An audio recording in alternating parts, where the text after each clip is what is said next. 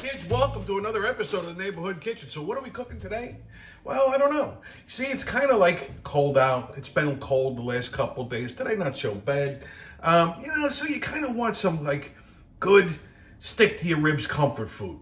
Casserole, soup, I don't know. But today I was craving something that I normally don't fucking crave ever. Okay? It is a form of a casserole. It did not originate in Italy. It is an Italian dish. It's synonymous with Italian food. But if you go to Italy and you order this dish, I'm pretty sure they're going to look at you like you got 17 heads. This famous casserole that I'm talking about today originated somewhere between New York and New Jersey. Okay? Come to think of it, I don't think I've actually ever seen it outside of New York or New Jersey. Truth be told.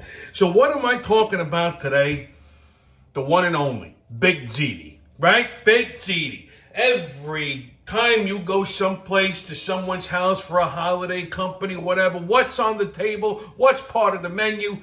Baked ziti, right? Here's a fun fact for you kids. I fucking hate baked ziti. You couldn't pay me to fucking eat baked ziti, ever. I see baked ziti at somebody's house, I'd rather fucking starve, okay? True. However, there is only one exception to this rule.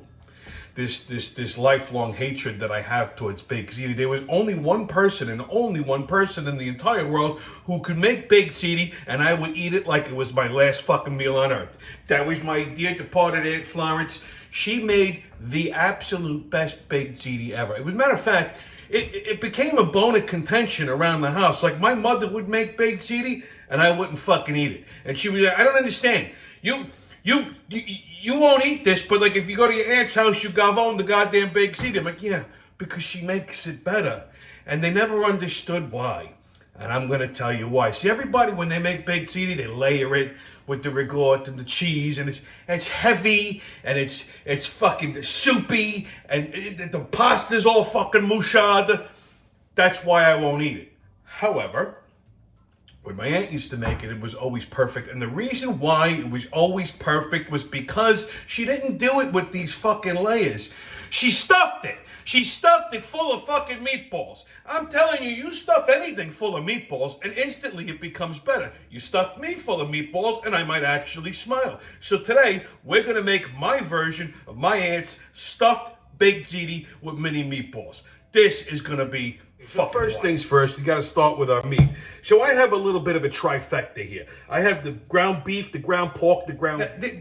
What I don't understand is people go, I don't like veal.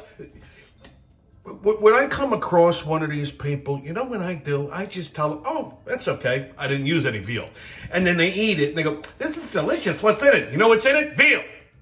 And they go, I don't understand people that don't eat veal. They eat cow, they eat beef, but they won't eat veal. Veal is just a baby cow. That's all. It's still delicious. That veal aspired to be in these meatballs, okay? It didn't have to live a traumatic life. It got out pretty good, I think. So you know what? When you come across people, oh, I don't eat veal, just tell them it ain't in there. And then when they enjoy it, go, guess what you just ate? A little baby cow. We got the beef, the pork, and the veal. So we're going to need to do a couple things to this. First, I like to start off with some good extra virgin olive oil. Just a little drizzle, just to wake this up, get it going. Then I'm going to add an egg. Okay? Right? Then we're going to add some cheese. I'm going to add about quarter to a half a cup. Actually, you know what? We're going to use all of that. That's about a half a cup of grated cheese. Okay?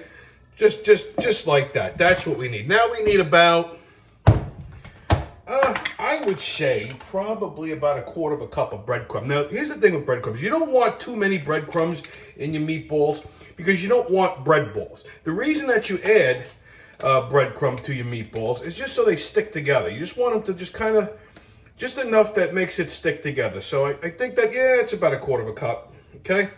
That's it. Maybe a little less. We could always add more if we need to.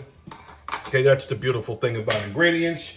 Now we need a little salt, just a little bit because that cheese is kind of salty. All right, just a little bit of salt.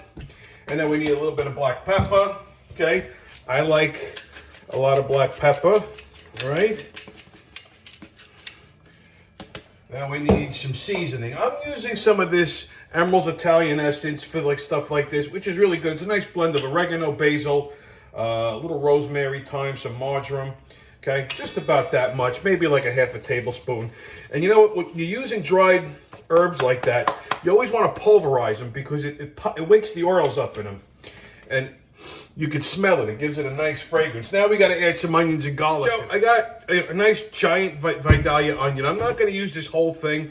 I'm really just going to use half of it. The other half we're going to save for our tomato sauce. So you just want to peel this real quick. Okay.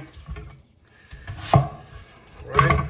That's all it takes. That's all there is to it. Just real quick like that. Boom, boom, boom. Now let me show you how to cut an onion the right way. Now a lot of times if you're watching like the Food Network or some cooking show, you see them going like this here first and then cutting it so it makes like little dices like that.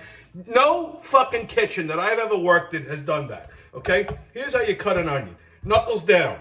Take your blade, choke up on it like this, and just nice, straight down, little slices.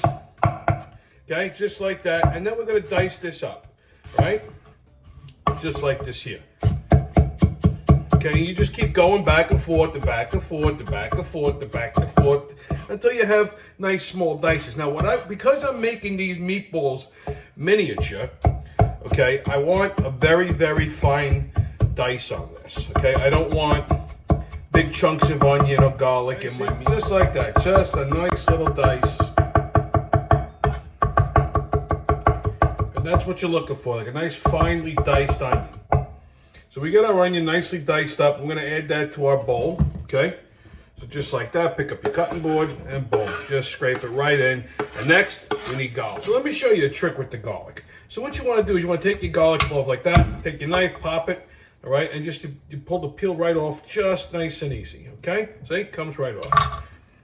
So you're going to do that with all your garlic. I've got about 4 or 5 cloves of garlic here.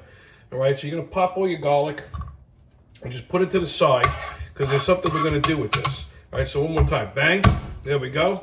And it comes right off. See? Look at that. Beautiful. Okay, so now that you got your garlic all crushed, all right, now you want to just take your blade and just go right through it real fast. Just put a quick little chop on it, okay? Now, the reason I don't like adding garlic like this, chopped, to my meatballs is the same reason I don't like it. I finally minced the onion because when you bite into the meatball, I don't want to get a big chunk of garlic. When my mother used to make meatballs, she used to do that, and it would like it just ruined your palate. So what you want to do is you want to put a quick little chop on this, and then we're going to crush it with some salt, and we're going to make a paste and add it right to our meatballs. Okay, I'm also going to do the same thing with the garlic that I'm going to put in the sauce too. Okay, so you take some kosher salt or some sea salt and just a good little generous heaping. Now you want to use a stainless steel blade when you do this. If you're using a carbon blade or some kind of a darker steel, what it's going to do is it's going to make your garlic go gray. We don't want that. Not that it would be bad, but it just doesn't look good. See, then you just go like that, back and forth with your knife, back and forth, and back and forth, and back and forth. All right, and the salt will pulverize the garlic and turn it into a paste. Gotta have a little patience for this. Takes a minute. You could also use a mortar and pestle, but you know what? I'm not that fucking fancy.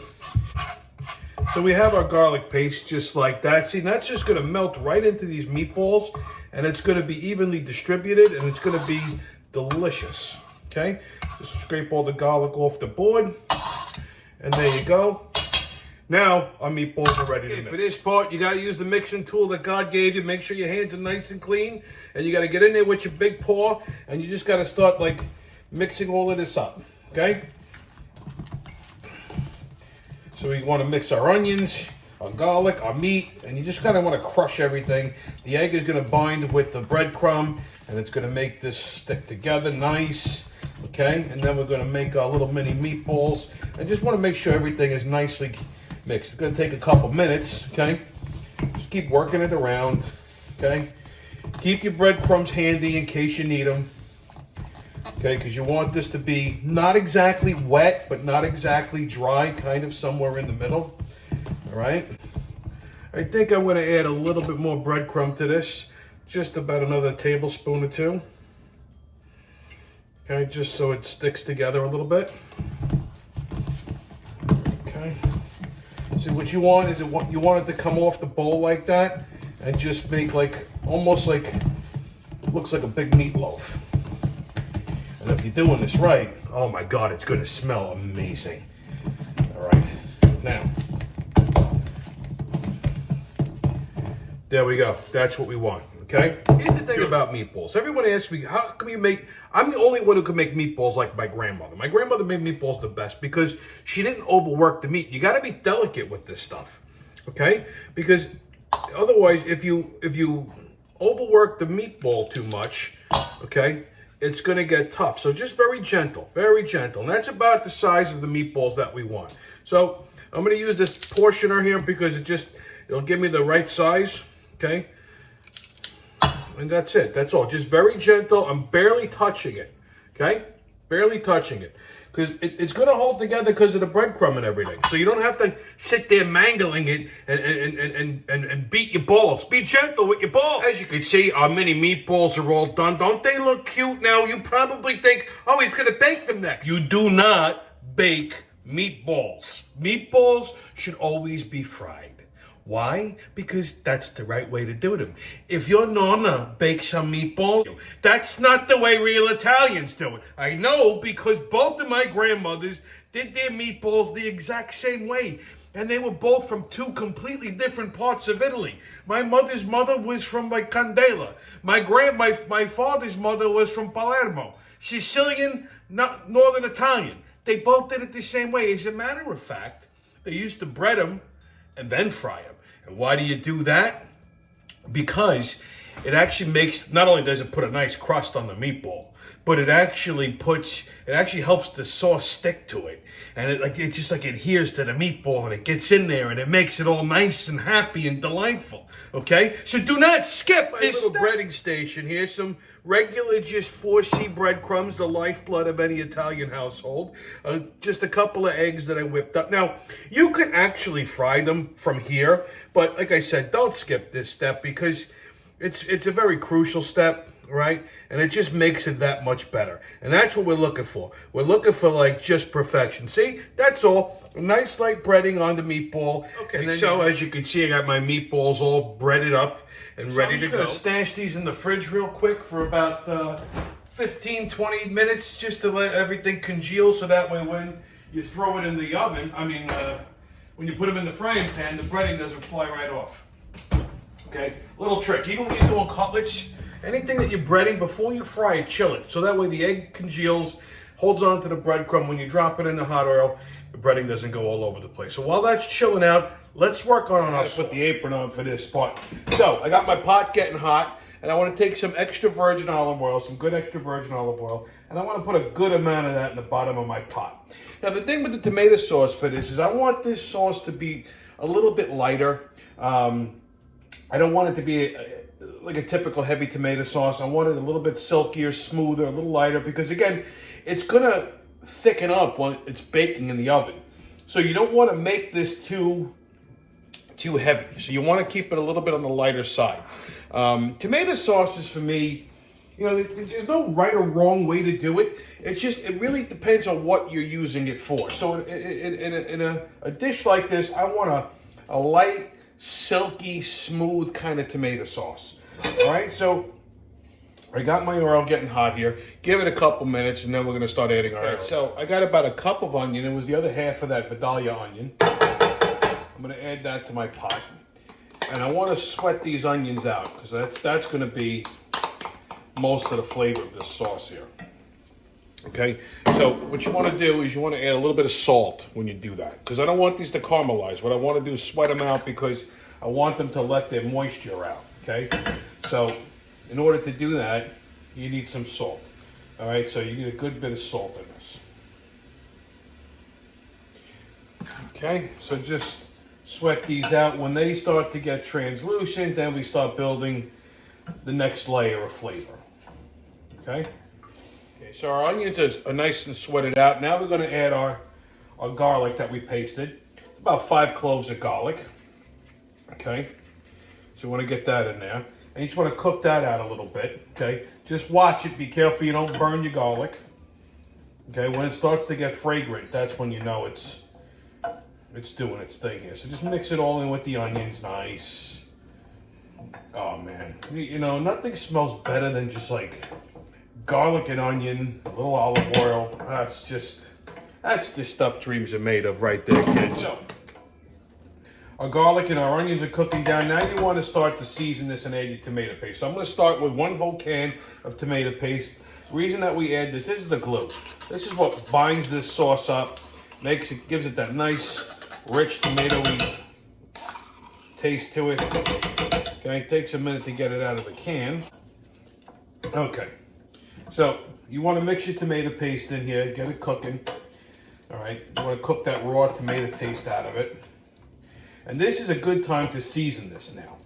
Okay, so seasoning's very simple. I like to do about a teaspoon each of dried basil, dried oregano, garlic powder, and onion powder.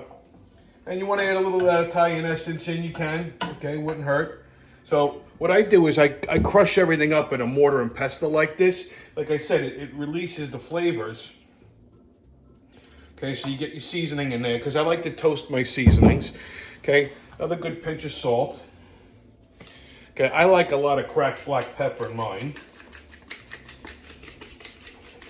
And you know what? If you want to put a little crushed red pepper in it, you know, what the hell? Go nuts. Why not?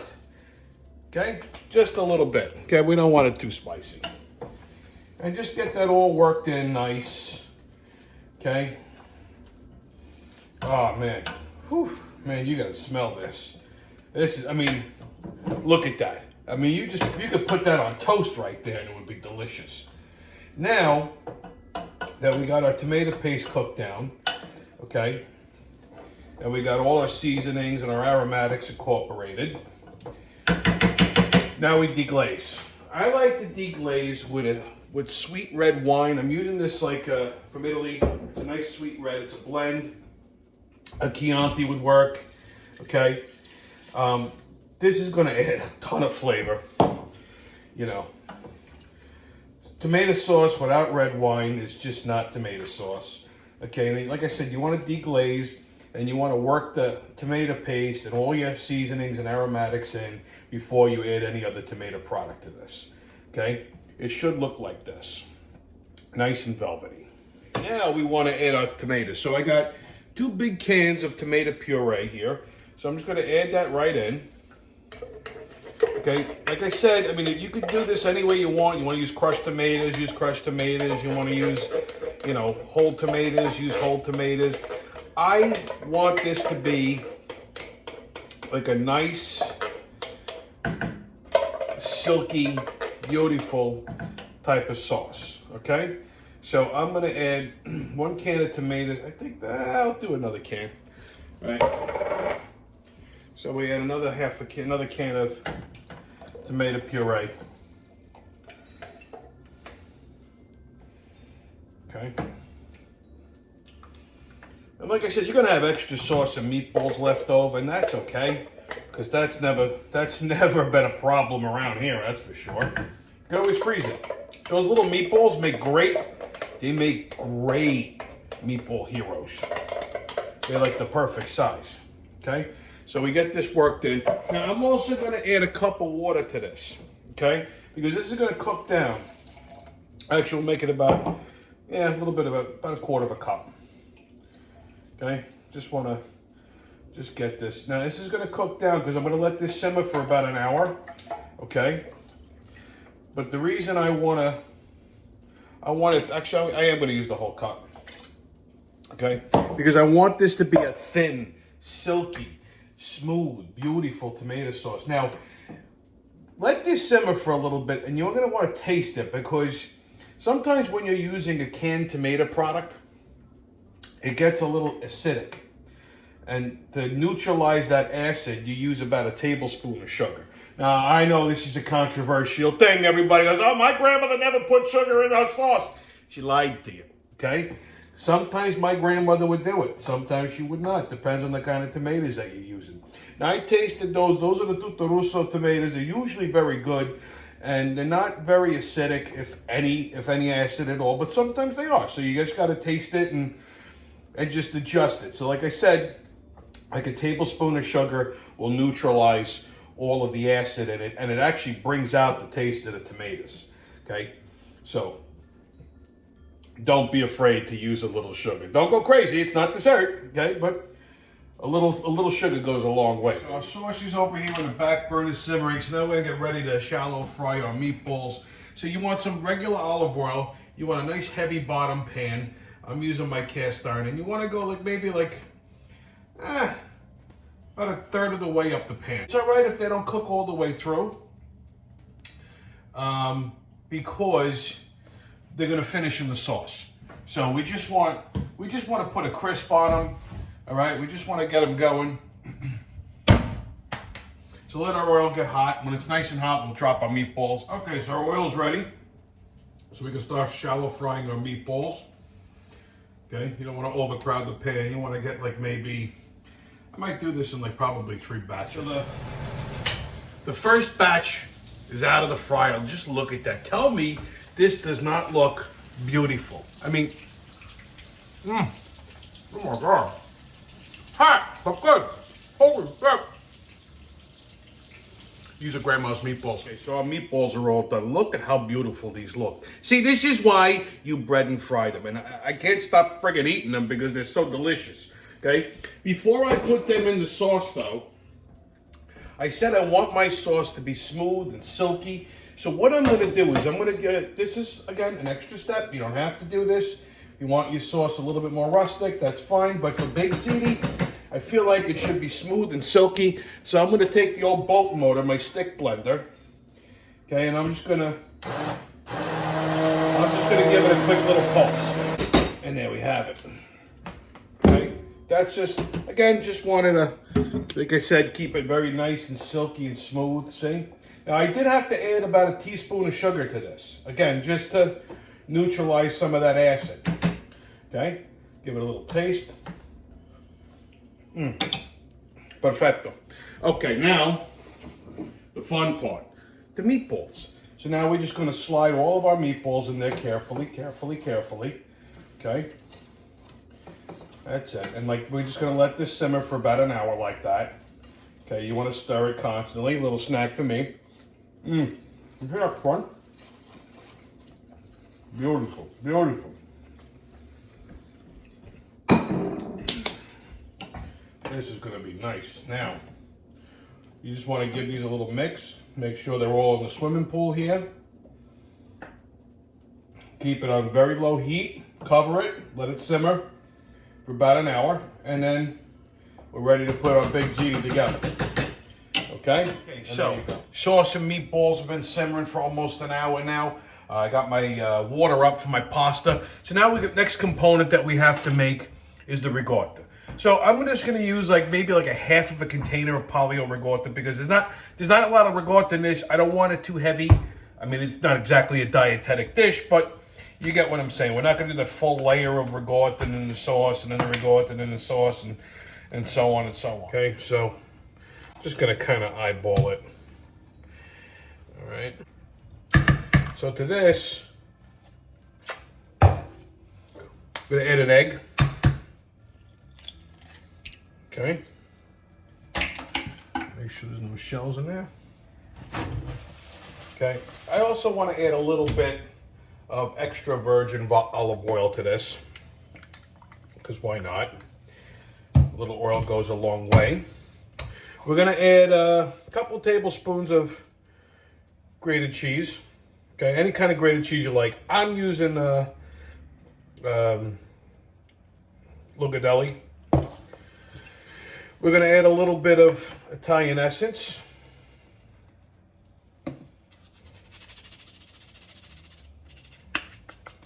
Right?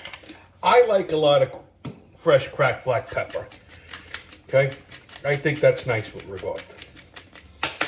I'm going to add just the tiniest pinch of salt because we got the Romano cheese in there. Okay? And I also like a little bit of hot pepper flakes. Okay, because why not? There we go. Beautiful. Now, just going to mix this up. Okay? So you just want to get this all nicely incorporated. Okay? And this is going to go into our baked ziti. We're going to make ricotta pockets with it. Yeah? Okay, now, okay.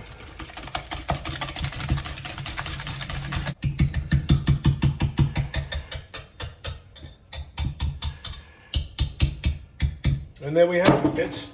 There's our ricotta mixture. Now, we just gotta put this whole thing together. Okay, now we're about to drop our pasta. We got the water at the rolling boil. This is a crucial part. Okay, first of course you wanna season it. So you wanna use a couple tablespoons of salt, right? You want it to taste like the ocean or whatever the fuck they say. Now, here's the part where everybody goes wrong, okay? Now, it usually takes about 8 minutes to cook pasta until it's al dente. We're not gonna do that. I'm gonna undercook this pasta. I'm gonna cook it so it's like almost still raw.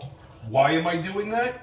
Because it's gonna continue to cook while it's in the oven. See, typically what ends up happening here is people will cook their pasta, they'll cook it till it's al dente, they assemble this beautiful thing, and then they pop it in the oven, and then you got a mouchard. Because the pasta is still cooking in the sauce. You understand? So you want to cook this less than you normally would is if you were serving it. Shit, I do that. If I was making this ahead of time, right?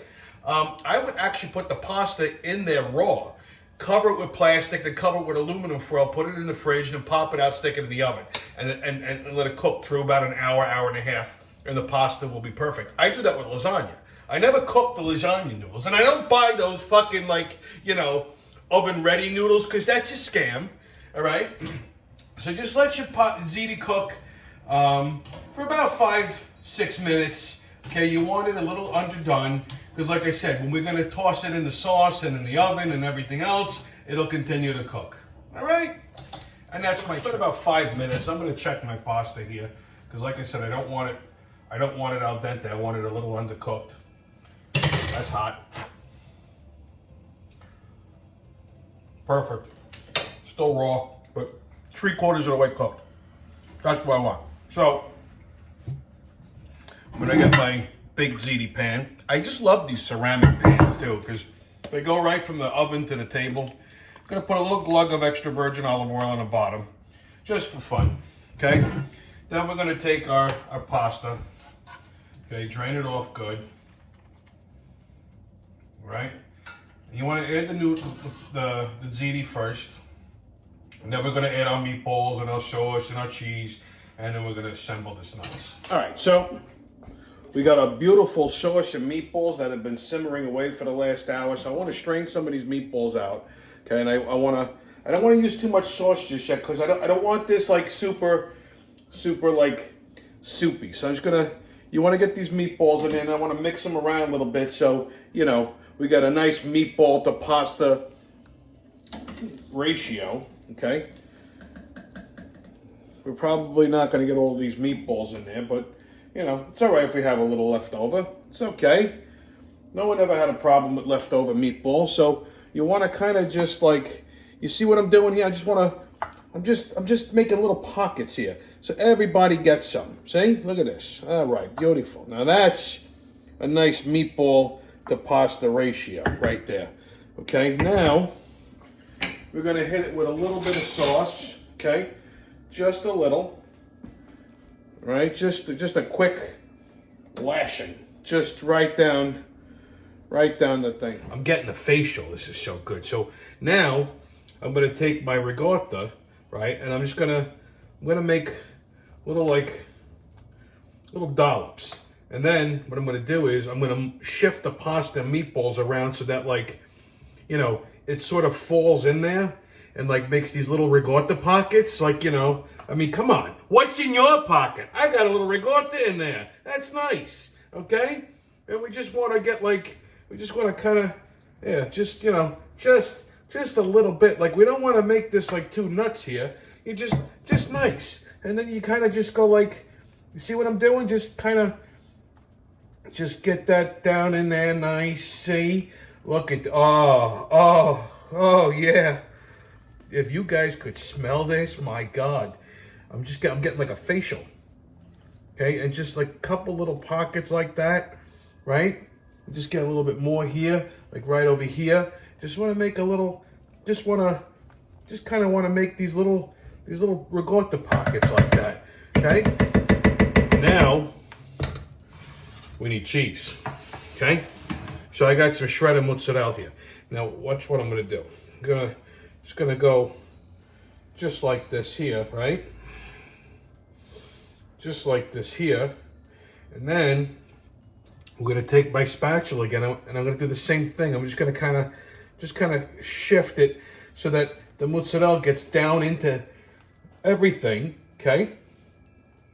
And then it just gets all like fucking happy.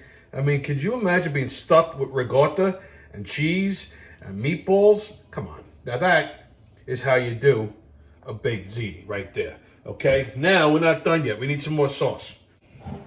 Back over here, because you know what we need? More cheese. It's baked zitis, and this is where we go. This is where we really like dial it in now, okay? So we're gonna just put, I mean, you can never have enough cheese, right?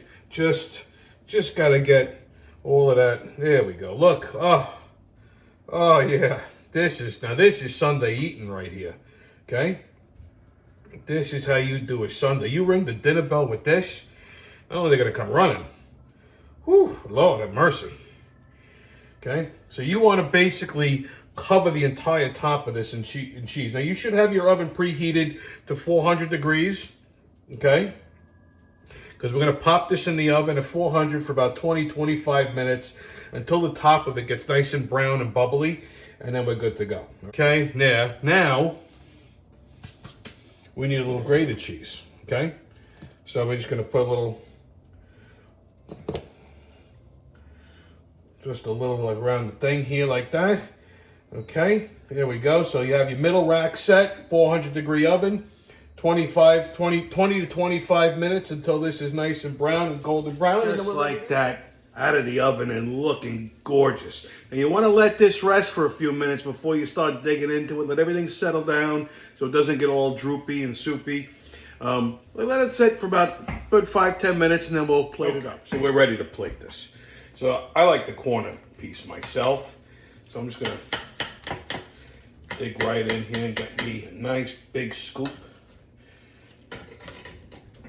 Okay. Let's see that cheese pull.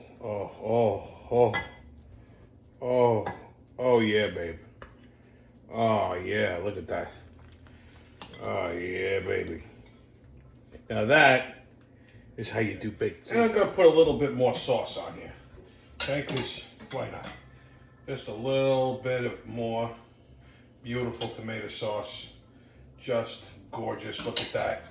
And then, beautiful. And now a little grated cheese. Now we're just gonna make it rain some grated cheese. And we're ready. I cannot wait to dig into this. This just smells beautiful.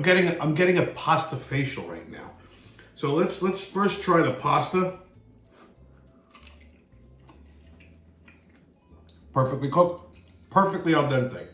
Okay, gotta get a little bit of everything here. You gotta get a little bit of meatball, which these meatballs I've been sampling these, and I gotta get a little bit of the ricotta. Where is it? There we go. Okay, and there you go. A saludo.